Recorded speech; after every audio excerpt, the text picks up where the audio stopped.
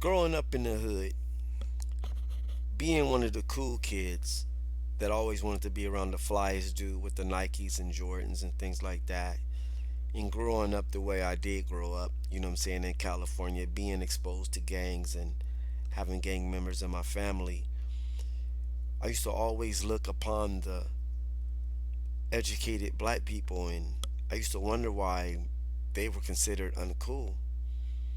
And I used to always wonder that in the back of my mind. I never understood why. And as you see, I've become one of those educated black people because I was always attracted to that. But it was uncool, you know what I'm saying? Like being nerdy wasn't cool, and you know, kids would call you, oh, you act like a white person, or you act like this, as if education was equivalent to being white. I never understood that. But I always wanted to be around the cool kids because I didn't want to be the guy that was called a lame. Because I never understood that. That why is when everybody else is educated, they're considered smart. But when we're educated, we're considered squares. When they're educated, they're called geniuses. And when we're educated, we're called lames. I never understood this thing about, black people in general that always had this thing against, the educated black kids in the school. And they was always the ones sitting in the corner by themselves and the uncool kids and, the ones we would laugh at because they would always get an A, inside of the classroom. And right to this day, as I see us progressing, I'm also seeing that the same stigma applies. That when you're black and educated, you're considered white. And when you're black and educated, you're considered a lame. And why the black and educated amongst us seem to be the less desired. The most educated black women in the world are single.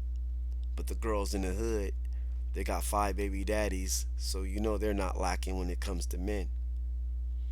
And when it comes to educated men, why are they the less desired? When women would rather date thugs and guys that hang in the hood or have some kind of relationship with a trap house. I never understood that. And why it is like that right to this day. And why haven't we learned that the black and educated and those that are educated will be the ones that can liberate us in a sense?